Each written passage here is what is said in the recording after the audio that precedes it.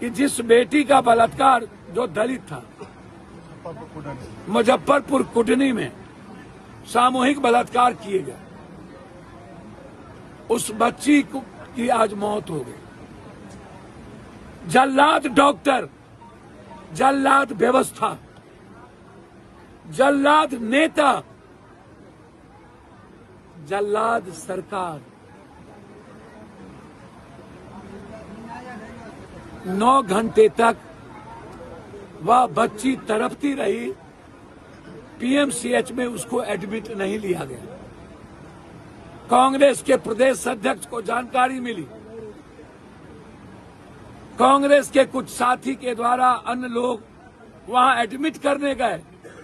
वहां के जल्लाद डॉक्टर ने फिर से एक बार अपने महारावण राज के सपोर्ट से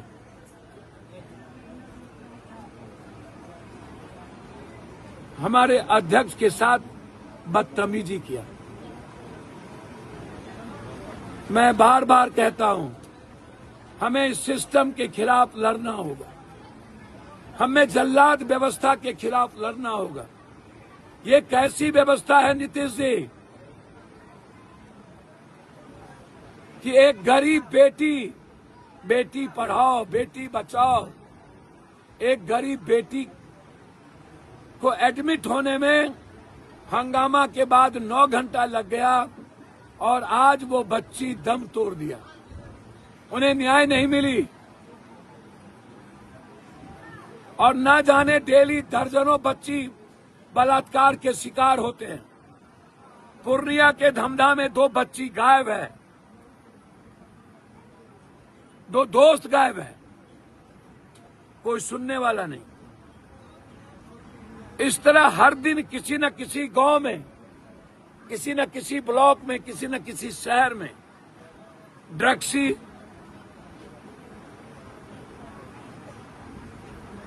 सोल्यूशन, ऐसे लोग जो ड्रग्स लेते हैं, जिन्हें अपने बहन और मां के प्रति, बेटी के प्रति दिलचस्पी नहीं है, जो दूसरों के पड़ोसियों की बेटी पर गिद्ध दृष्टि रखते हैं, उनके इस ड्रग्स के कारण हमारी मासूम बच्ची उसके शिकार हो जाती। आखिर उस बच्ची को न्याय कौन देगा? कब तक ये डॉक्टर लोग आम आदमी के जिंदगी के साथ खिलवाड़ करते रहेंगे? कब तक सरकार हमारी मौन रहेगी? धरती के भगवान जो अपने को खुद भगवान बना लिए, जो आम आदमी के जांच से लाखों करोड़ों कमाते हैं, जो दवाई से लाखों करोड़ों कमाते हैं, जो अल्ट्रासाउंड, सीटी स्कैन, एमआरआई से लाखों करोड़ों कमाते हैं, 2 इंग्लिश डॉक्टर और बड़ी बड़ी ड्रग्स मालिक को खुश करने के लिए करोड़ों लाखों दवाई लिखते हैं। इस देश में एक नियम नहीं बना कि सरकारी अस्पताल में हर कीमत पर सरकारी डॉक्टर जेनेटिक दवाई लिखेगा। जब वो जेनेटिक दवाई लिखता ही नहीं है तो फिर जब वो दवाई लिखेगा किसी ड्रग्स के मालिक का, किसी फैक्ट्री के मालिक का, तो दवाई जेनेटिक कैसे खरीदे जाएगी? इसका विरोध और इस बिहार के और भारत के हर डॉक्टर का विरोध हमें करना होगा। सरकार को कानून बनाना पड़ेगा। पैसा लूटने की इजाजत नहीं देनी होगी। कोई भी सरकारी डॉक्टर को क्लिनिक खोलने की इजाजत मत दीजिए।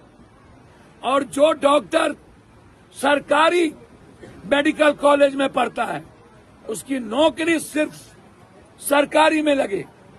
रिटायर के बाद ही वो कोई क्लिनिक खोले, रिटायर के पहले नहीं।